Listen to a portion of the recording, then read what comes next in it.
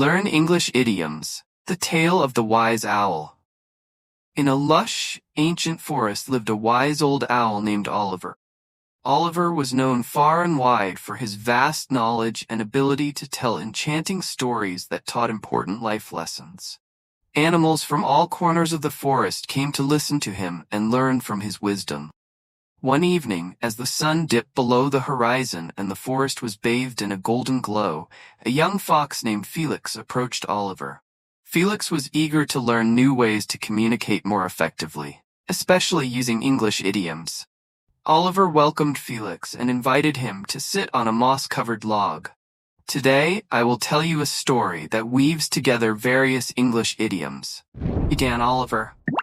Listen carefully, and you will learn not just their meanings, but also how to use them in your everyday conversations.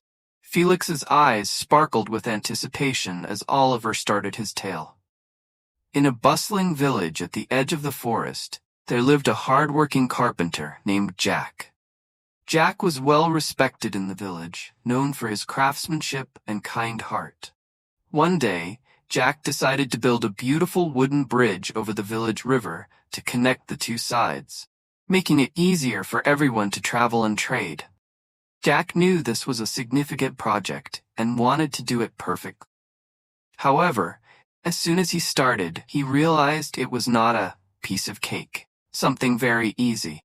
The river was wide and the materials were heavy. Despite the challenges, Jack was determined to break the ice, do something to relieve the initial tension, and get the project underway. As Jack was laying the foundation of the bridge, his friend, an old fisherman named Harry, came by and noticed Jack looking troubled. Harry, who was known for his practical wisdom, asked, "Why the long face, Jack?" Jack sighed and replied, "I'm feeling overwhelmed by this project. It's not going as smoothly as I hoped." Harry chuckled and said, "Jack, don't worry. Remember, Rome wasn't built in a day. You need to take it one step at a time." Jack nodded, understanding that he needed to be patient and persistent. The next day, as Jack was working on the bridge, a curious squirrel named Sally scurried over. Sally loved to gossip and often spilled the beans, revealed secret information about various goings-on in the village. She chattered excitedly about a new bakery opening up and all the delicious treats they would sell. Jack listened with half an ear, focusing on his work. Later, as the sun set, Jack decided to take a break. He sat by the river, feeling a bit under the weather, slightly ill. He knew he had been working too hard and needed to rest. Just then, a wise old owl, much like our Oliver, flew down and perched beside him. The owl, whose name was Owen, asked Jack, "Why do you look so weary, my friend?" Jack explained his troubles and how he felt like he was barking up the wrong tree, pursuing a mistaken or misguided course of action. Owen nodded thoughtfully and said, "Jack, you need to remember that sometimes things happen for a reason. Every cloud has a silver lining. Every difficult situation has a positive aspect. Maybe this delay is a chance for you to rethink your approach." Encouraged by Owen's words, Jack decided to sleep on it. Think about something overnight before making a decision. The next morning, he woke up with a fresh perspective. He realized he needed more help and decided to ask the villagers for assistance.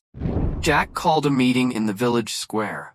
At first, he was nervous, but he knew he had to take the bull by the horns, face a difficult situation boldly. He explained the situation and asked for volunteers. To his relief, many villagers offered to help, including a strong blacksmith named Ben and a clever engineer named Emma. With the extra hands, the work progressed much faster. However, they soon encountered another problem. The main support beam was too short. Ben suggested they try to kill two birds with one stone, accomplish two things at once, by using the beam to support a smaller bridge that would serve as a temporary crossing. Emma, always quick on her feet, came up with an even better idea. She proposed they think outside the box, find creative solutions, and use the shorter beam to create a scaffolding system. This would allow them to build the main bridge more efficiently and safely. The villagers were impressed by Emma's ingenuity and quickly implemented her plan. As they worked together, Jack felt a renewed sense of hope and determination. He knew they were on the right track. Weeks passed, and the bridge began to take shape. One evening, as the villagers gathered to admire their progress, Sally the squirrel darted up, breathless with excitement. "Guess what?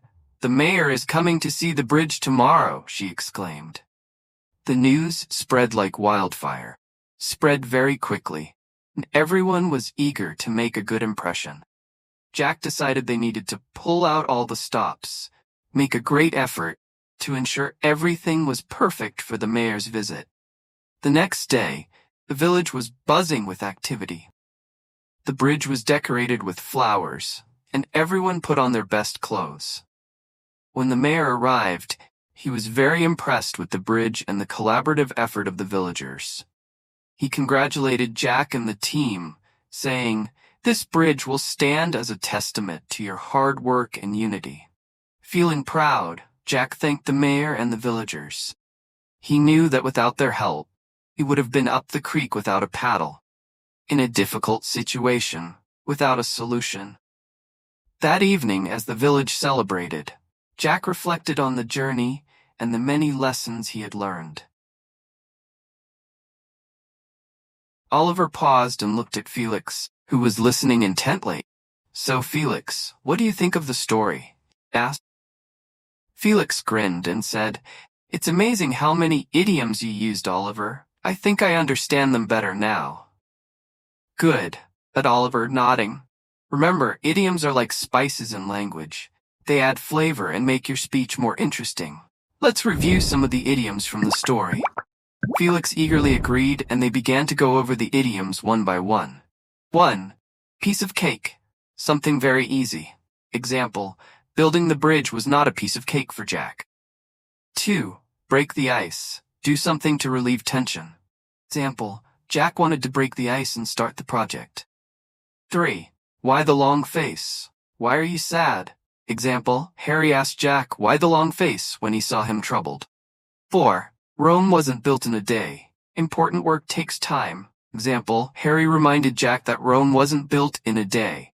5. Spill the beans. Reveal secret information. Example, Sally spilled the beans about the new bakery. 6. Under the weather. Slightly ill. Example, Jack felt under the weather after working hard. 7. Bark up the wrong tree. Pursue a mistaken course of action. Example, Jack felt like he was barking up the wrong tree with his approach. 8. Every cloud has a silver lining. Every difficult situation has a positive aspect. Example, Owen told Jack that every cloud has a silver lining. 9. Sleep on it. Think about something overnight before making a decision. Example, Jack decided to sleep on it before making a new plan. 10. Take the bull by the horns. Face a difficult situation boldly. Example, Jack took the bull by the horns and asked the villagers for help. 11. Kill 2 birds with 1 stone. Accomplish 2 things at once. Example, Ben suggested they kill 2 birds with 1 stone with the short beam. 12. Think outside the box. Find creative solutions. Example, Emma proposed they think outside the box with the scaffolding system.